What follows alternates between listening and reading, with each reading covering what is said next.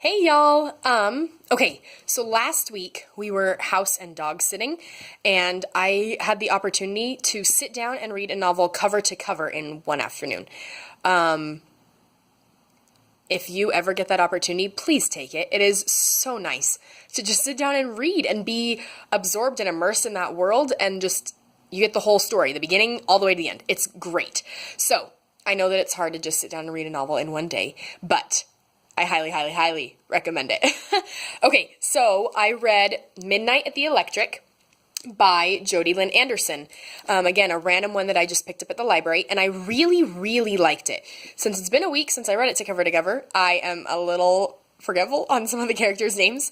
This is a spoiler-free video, so I'm just going to kind of be brief on this one and not super deep, okay? So in this novel, it follows the storylines of three different women, and they are all connected in some way. That's what you discover in the novel, but they live at completely different time periods. So the first girl, where we open the novel, she is in the future. I think it's 2065-ish, and she is leaving her home state of Florida to go live with a relative she's never met in Kansas before she boards a spaceship to go and live on Mars and help start a community there. Because Earth as we know it is falling apart. Florida is majority of Florida is now underwater in this novel, and so she is part of a team there's already people up on Mars, and they're going to help improve it and continue the process of making Mars an inhabitable location for people. So that's her thing.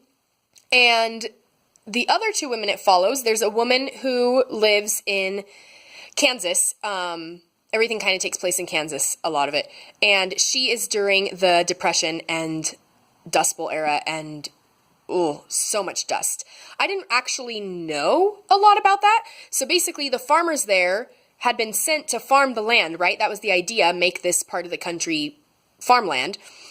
But by tearing up the natural grasses and plants, it messed up the soil. So then when the storms came, it was just wind and dust everywhere, and people were dying from dust in their lungs.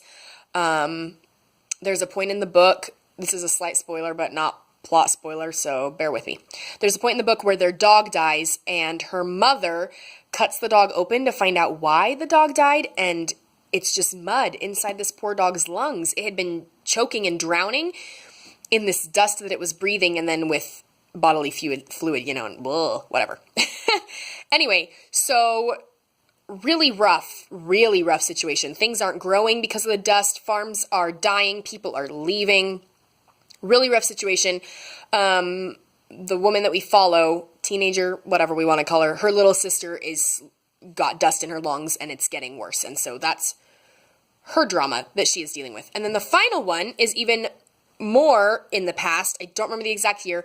And it's a girl who lived in England, and her brother has just passed away in the war, so it's her dealing with that and trying to figure out what she needs to do and who she is, because that was the sibling that she was closest to in her large family.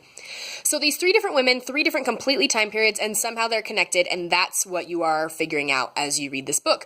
And so it goes from it starts with the girl in Florida who's going to go live on Mars, and then it goes to Dust Bowl, and then it goes to England, then it goes back to Dust Bowl, and then back to the Mars girl. Like I said, I don't remember names right now. So I really liked it, and I wasn't sure that I would, because I'm not always a big fan of books like that. When point of view switches, I'm sometimes like, no, I want to keep reading this one. And I truly think that Jodi Lynn Anderson, the author, could have written her own novel about each of these individuals. I think that's how thorough and deep their stories were, and I love the way they connected. It was fascinating and beautifully done, but I do think she could have done individual novels, and it would have been fantastic. Obviously, then the plot would be different because they wouldn't be connecting the same way, but I truly think that she has enough material there that she could have, and it would have been beautiful and really interesting and captivating. The writing was good. This is not her first novel, so she's a bestseller with some other things. I really liked it.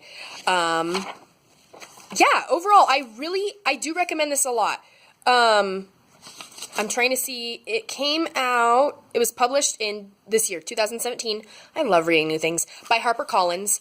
I really recommend it. Really, really recommend it. Something I loved, going back to the girl who's going to go live on Mars, I loved that she put in these details about the world in the future, but it didn't necessarily matter. It wasn't part of the plot. It wasn't part of the storyline. It was just, here's some details to world build so you understand where she's at, what she's coming from, to understand why she's leaving. And so I loved the way it was done. It was just beautifully done. Just little things like, oh, and here I am crossing this bridge that used to be on land, things like that. Loved it. It was really, really well done, very well written, very well thought out. Characters were very three-dimensional, not flat at all. I connected with each of the women we follow, even though they're so different, and totally different from me. I don't live in England. I don't have a brother who died in the war. I've never dealt with a sister choking on her dust that's in her lungs, but I was able to, see the similarities. Obviously, we all do that as readers. Anyway, highly recommend it. Midnight at the Electric, Jodi Lynn Anderson. She's a fantastic author. I was very impressed with her writing. So there you go. Keep reading!